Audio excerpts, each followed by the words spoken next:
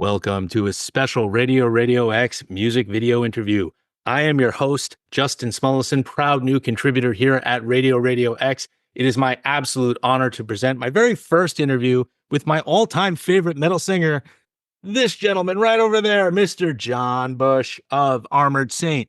You may recognize John as the one-time singer of Anthrax, and he also has a brand new band called Category 7.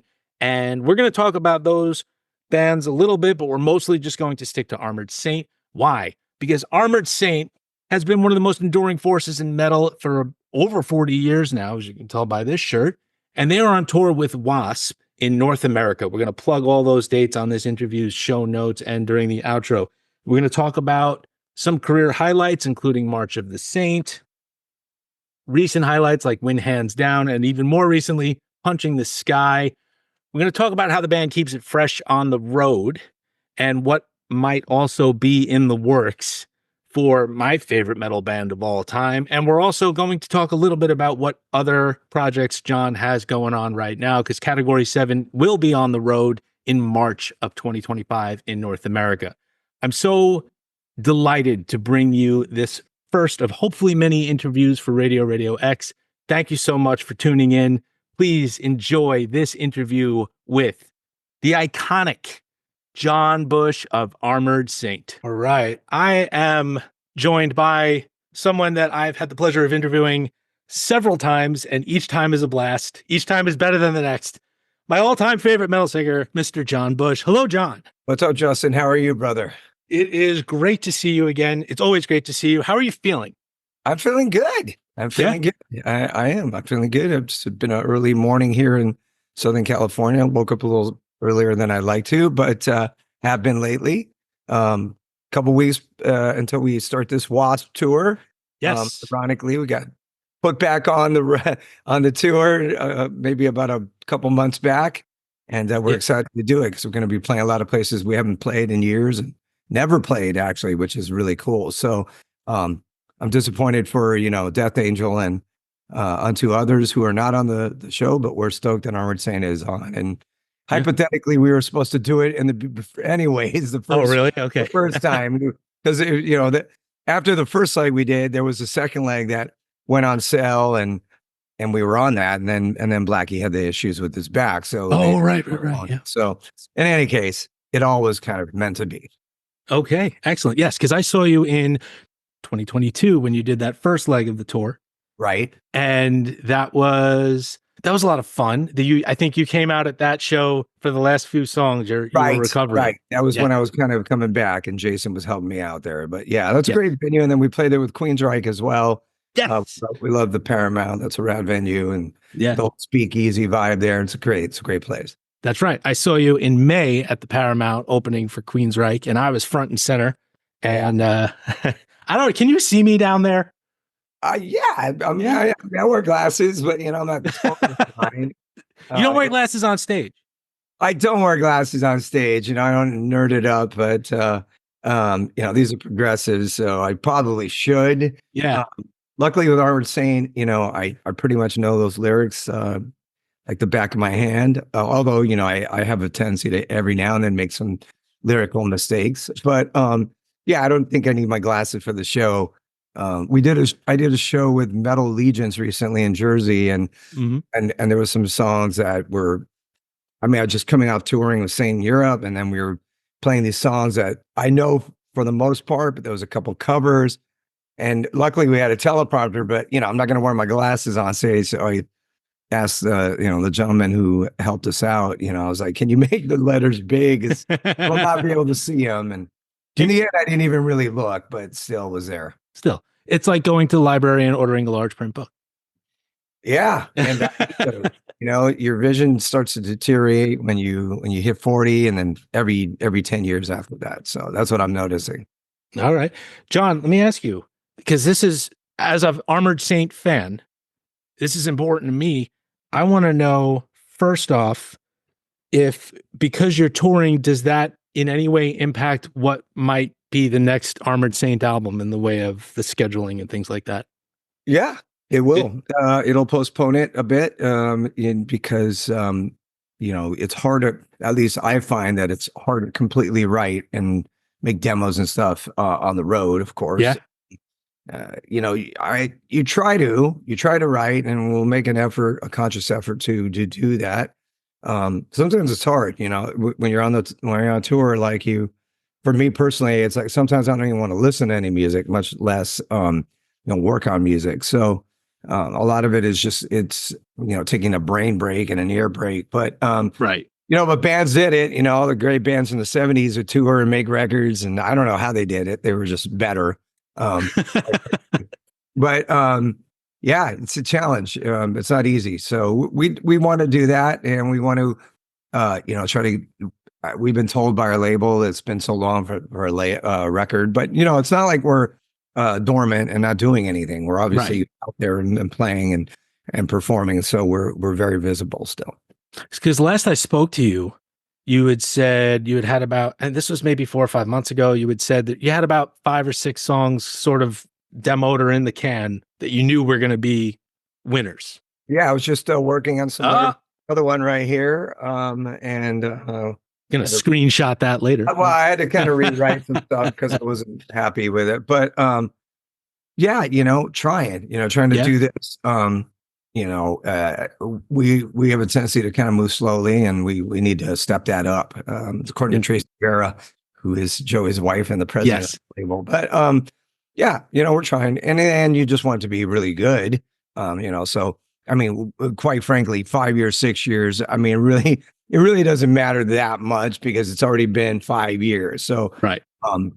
But like I said, it's not like we went away and haven't done anything. We've been touring, we've been visible. So and on the road, we sell lots of records, which are really cool. People still buy physical?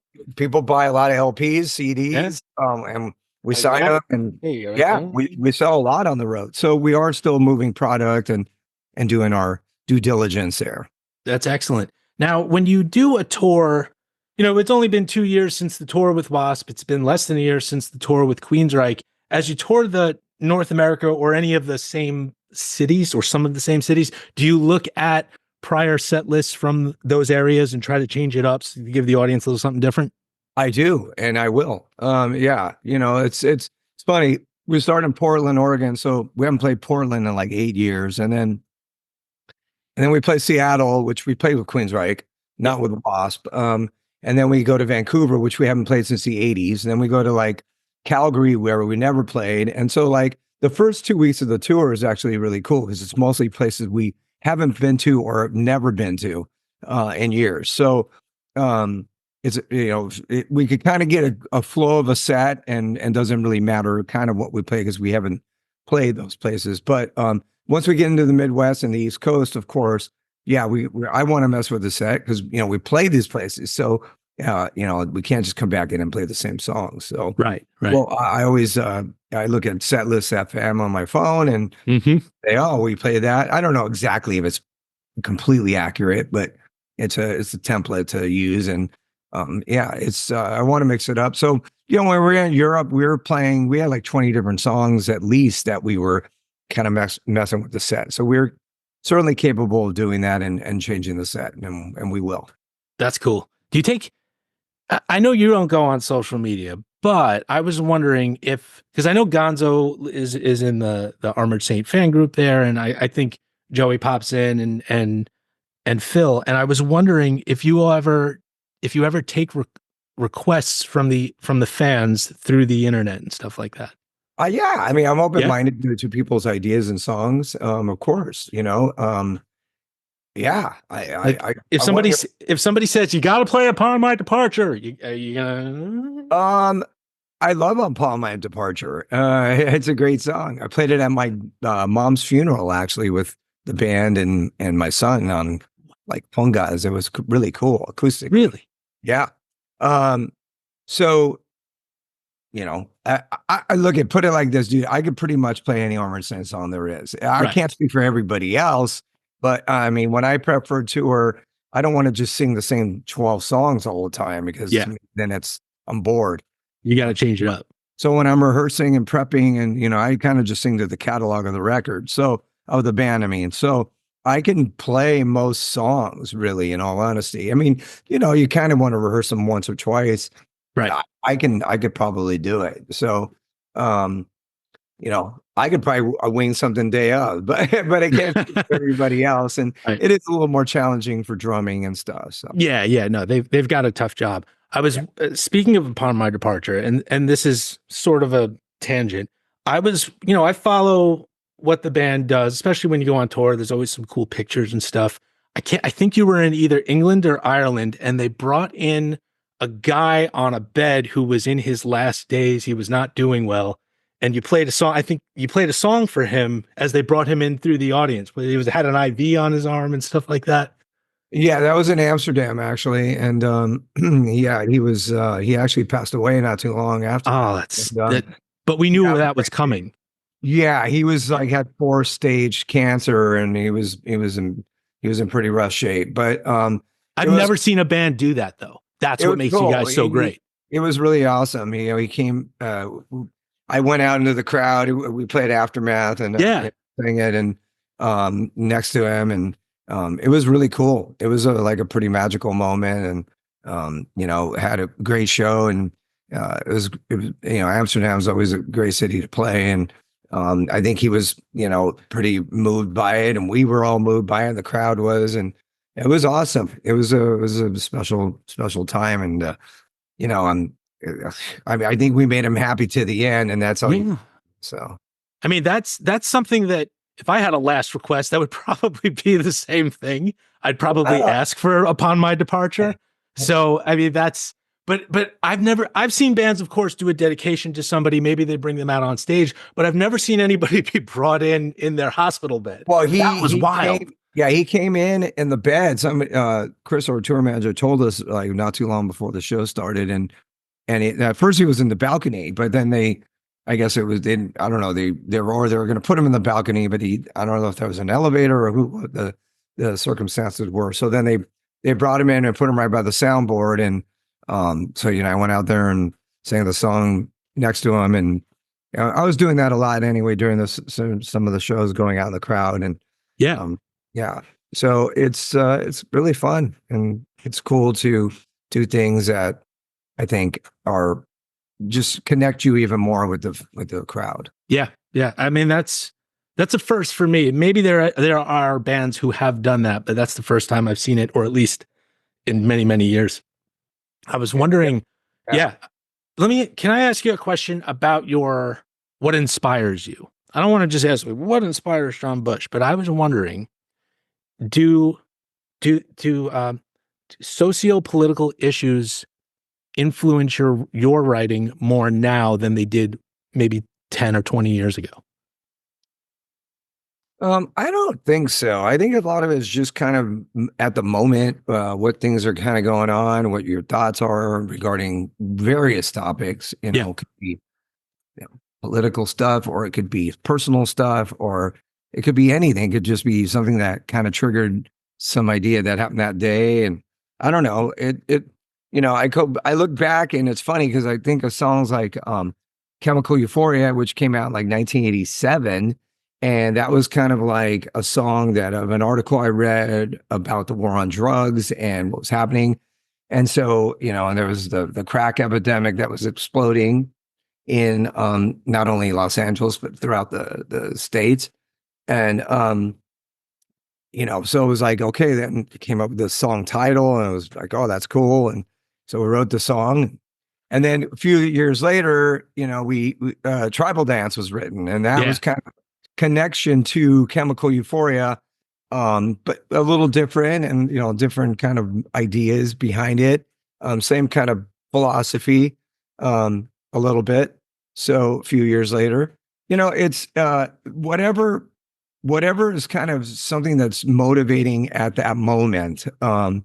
This song that I was working on right now, it kind of feels like it has like this old kind of Montrose vibe to me, and almost lends to having some kind of, sexual innuendos, which is funny because I haven't wrote a lot of songs like that lately.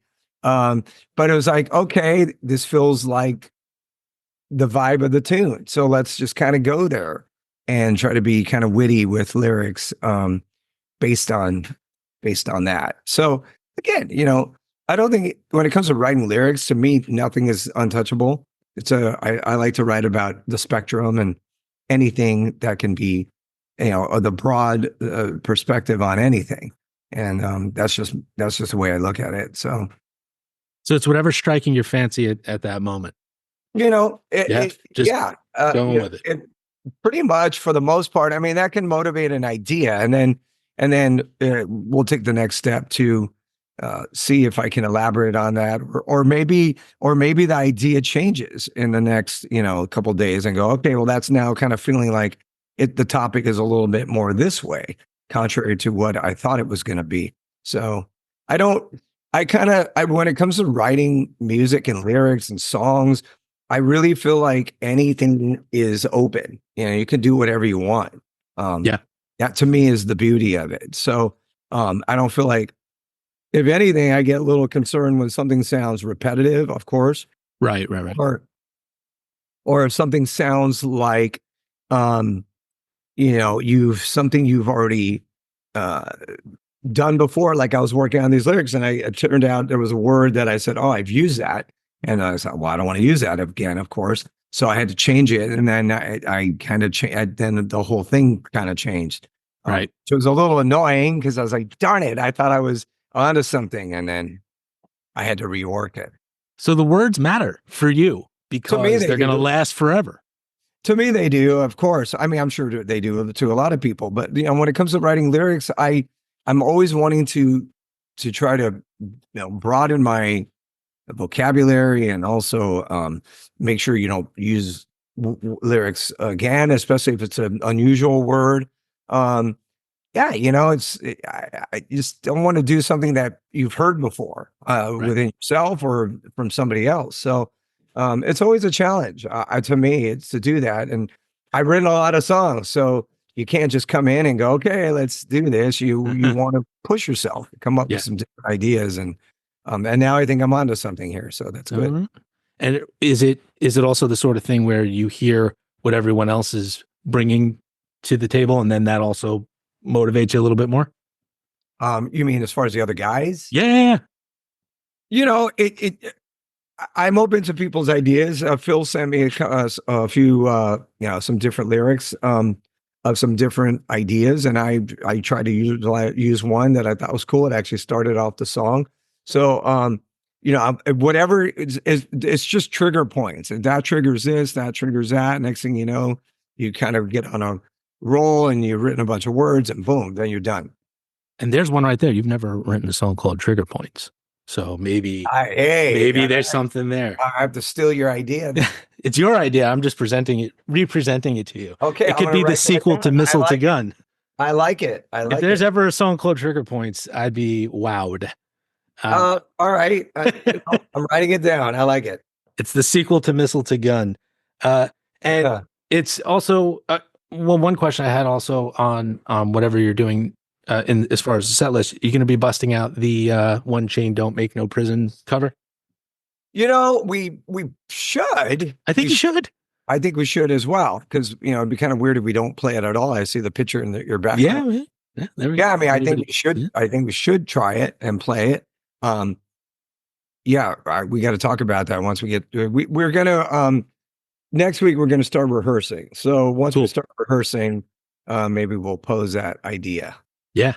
Have you heard from Santana about it? I haven't. My favorite version is actually the one by the Four Tops. And right. Santana did it, and the Doobie Brothers also did it.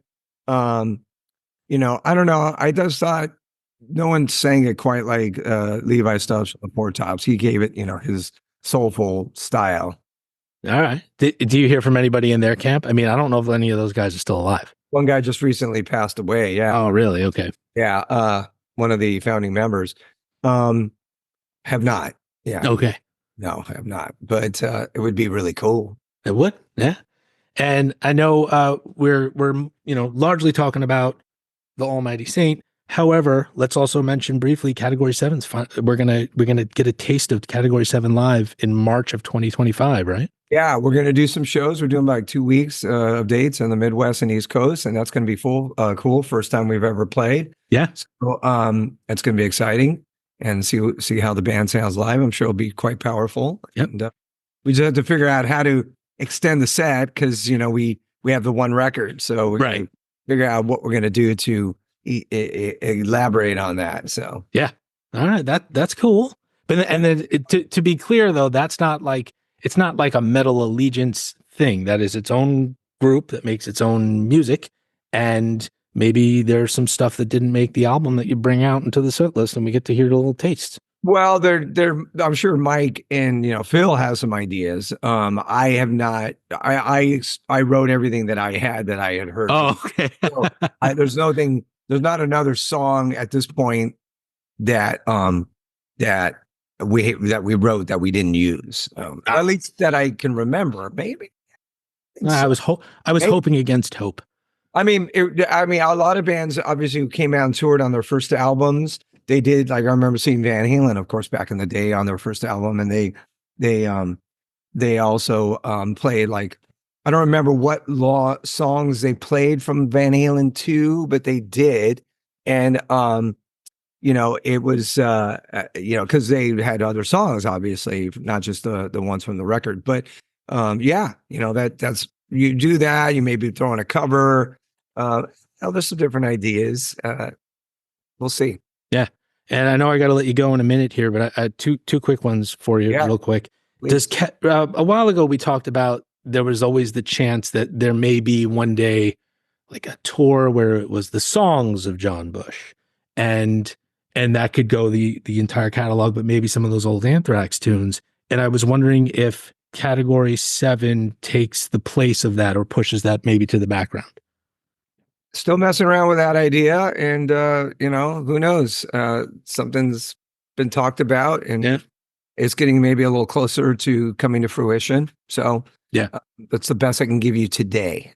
That's good. That's good. That's great. And then finally, obviously it's such a thrill for me to speak with you, and I'm sure that you've got so many fans from over the years that you've accumulated. What do you want to say to the fans as you get ready to embark on yet another tour? Well, the fans make it, let's face it, there is no real band or songs or touring or anything if it wasn't for the fans, because they're the ones that keep it going and prolong it. They can be very opinionated and they're very steadfast in what they believe, especially metalheads, which is cool. They're loyal and they want your loyalty back. So I get it. So you got to stay on your game when you're a metal performer or any music performer, because fans are they're adamant about what they love and don't love. It's just funny, and I feel the same because I'm a fan as well, of course. But we're always super grateful. We try to give them a lot of different things and make when they come into the Armored Saint world, it's very entertaining for them. We hope, and we're nice guys. We're always very personal and personable, and we love hanging out and chatting with people. And I think we're a bunch of nice guys, so I think fans dig it, and we're stoked. We're always pumped up to get out there and perform, and it'll be fun to do this tour. Looking forward to it. And I just wanted to share this just to show how personable you guys can be. You can see that, right? Wow, the Monsters of Rock cruise and mega cruise? That was the mega cruise, yeah. That was the mega cruise, yeah. And I'm getting my money's worth out of this photo. We love taking pictures and hanging out and chatting with fans and all that stuff. So it's great, man. Thanks for all the love. We appreciate it. We really absolutely do. Well, always, John, I a quick shout out. If I'm a diehard for any one Armored Saint song, it's When Hands Down. So please keep that in the set. When Hands Down is like it became an instant classic. Totally. Yeah. So got to keep it. But it's such a pleasure to speak with you, and I look forward to seeing you on the road and hopefully doing this again. This is the second time this year, so this is like I'm a kid in a candy store this year. So hopefully we'll see you at the Hammerstein Ballroom there, brother. Come on. I certainly hope so. Yeah. All right. Thank you, John. For all the support. I really appreciate it. Thanks, Justin. All right, brother. See you. Special thanks again to John Bush of Armored Saint. What an absolute pleasure to speak with my all-time favorite metal singer. Armored Saint is on the road with W.A.S.P right now. They are touring North America. The dates are on this interview's notes.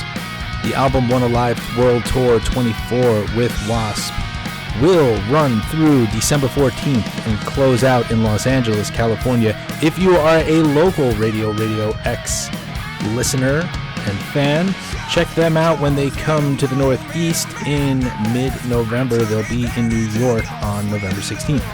And Armored Saint recently announced that they will be at the Bangers Open Air Brazil Festival 2025 on May 2nd. That's in Brazil. And on May 5th, 2025, they will be at the Sonic Temple Art and Music Festival in Columbus, Ohio. At the top, I played a clip of Lone Wolf. That's a track off of the newest Armored Saint album, Punching the Sky, which is available from Metal Blade. And now we're closing out with Armored Saint's digital single of the cover of One Chain Don't Make No Prison. That is available everywhere. Link is on this page. For more information, visit armoredsaint.com. And Armored Saint's catalog is available through Metal Blade Records. Also, quick plug for Category 7. This is John Bush's brand new band with several other metal veterans, including Jason Bittner, formerly of Overkill. That brief run of shows will start March 6th in Baltimore and will conclude March 23rd in Atlanta, Georgia, but they will also be at the Sonic Temple Art and Music Festival 2025 on May 11th. Check out category7official.com for more information. No matter what you do, though, remember to make legitimate purchases of the music, merch, and tickets to support hardworking artists like John Bush and the members of Armored Saint and Category 7. Be sure to check out RadioRadioX.com for all of our features, including the blog, reviews, interviews, merch, programming, and more. Email at info@RadioRadioX.com. And follow us on social. Special thanks to publisher Art Fredette for giving me a chance to join the RadioRadioX team here. I am Justin Smulison, new contributor here at RadioRadioX. I look forward to contributing more interviews soon. Thank you for tuning into this interview brought to you by RadioRadioX.